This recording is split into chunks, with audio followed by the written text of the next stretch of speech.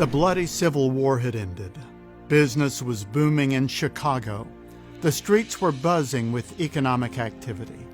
At the center of this commerce was respected attorney and real estate investor Horatio G. Spafford.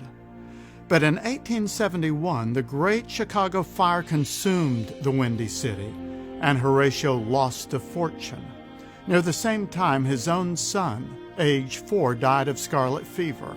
Horatio drowned his grief in work, pouring himself into rebuilding the city and assisting the 100,000 people who had been left homeless.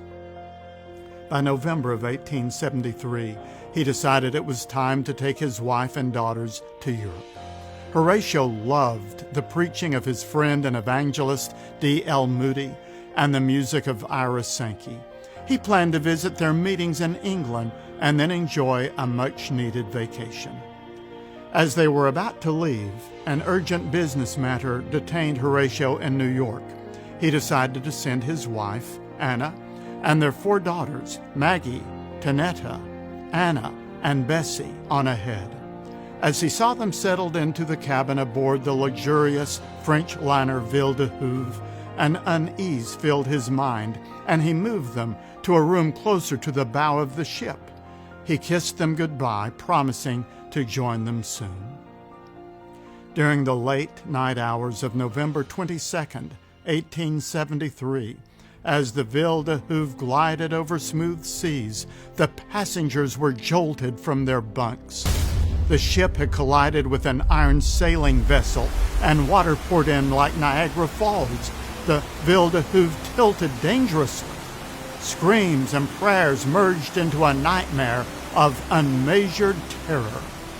Passengers clung to post, tumbled through the darkness, and were swept away by powerful currents of the icy Atlantic Ocean.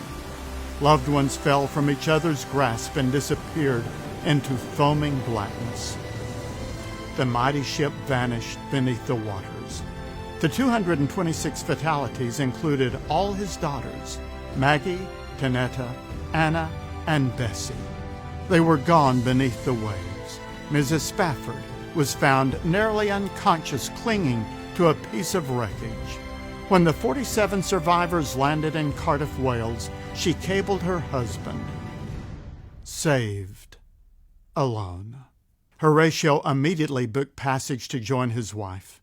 En route on a cold December night, the captain called him aside and said, "I believe we are now passing over the place where the Ville de Houve went down."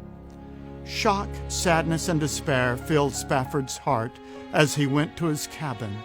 In those lonely moments of the night, the Spirit of God spoke words of hope to him as he said to himself, "It is well, the will of God be done." He later wrote this famous hymn based on those words. Its words have become a beacon of hope to all those that have suffered loss.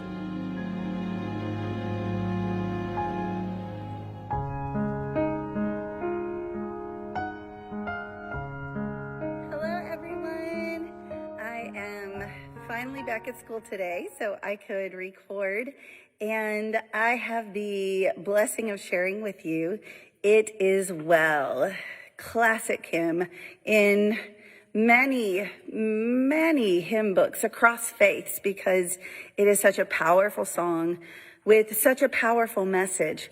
And I can remember when I was younger, I always, I had my favorite hymns. I always thought, oh, it's a pretty song, but it didn't really mean anything to me. And then, there's the bell. And then my freshman year of college, I had an uncle that had passed away very unexpectedly in a boating accident. And it was just a really rough time. His wife had committed suicide maybe 2 years prior to that, 3 years, and then huge custody battles and everything. And it was like, this is just horrible. And nothing good was coming out of it. And we sang this song at church one day, and it was like, oh yeah, it really, I guess I was receptive at that time to listen to the words. And so it really came alive to me at that time. And it has been one of my go-to songs when just things are going wrong and bad. And man, this last week with everything, that was pretty bad and pretty wrong. But even throughout the midst of all of the storms, we can still sing that it is well with my soul because of our faith and because of our trust in God. And we know that we just have to leave all of our problems with him, and he will still the stormy waters of our soul. And I say all that too because I'm sure you've seen the history of this song. I almost directed a play a few years ago. One of my theater teacher friends wrote a play about this and how it came to be, and about the author, the writer of the song, and how he had lost his family and everything in that big, I believe, a ship accident. And it's a beautiful play, and I was going to direct it, and it's on my bucket list. One day I will direct it because this song does mean a lot to me. And one of these days I'll have the right kids and I'll do it, or the right people, because I think it would be a beautiful community theater show to share. But again, when we are facing storms, and man, did the writer of this song have some horrific storms in his life, and yet he was still able to write this song. So even though this was many, many years ago, it still resonates with us today here in 2021, that it is still well with my soul. Okay. When peace like a river attended my way, when sorrows like sea billows roll,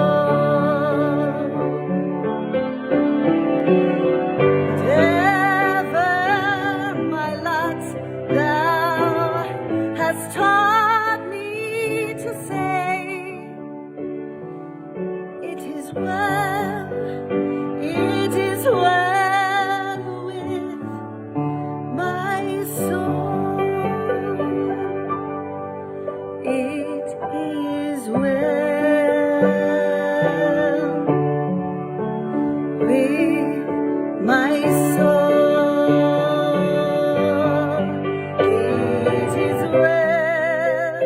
It is well with my soul.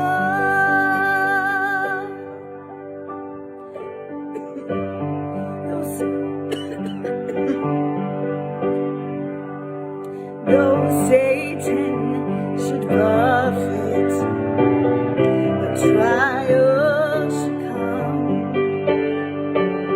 let this blessed assurance control, that Christ has regarded my helpless estate, and has shed his own blood for my soul. It is well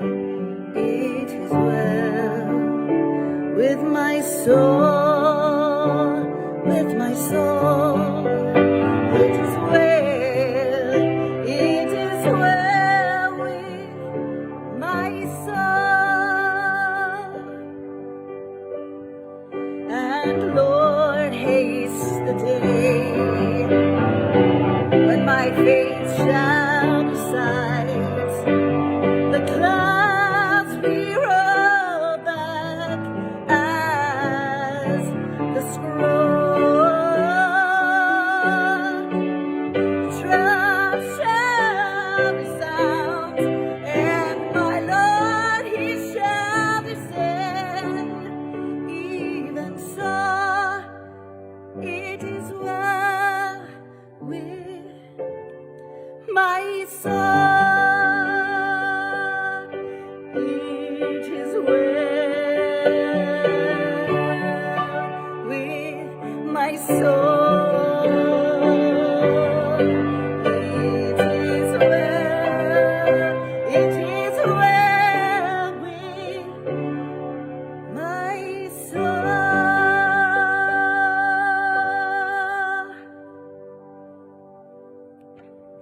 thank you, and God bless you as we are heading into this new holiday season. And remember, when there seems to be many storms in your life, that with God you can say, it is well.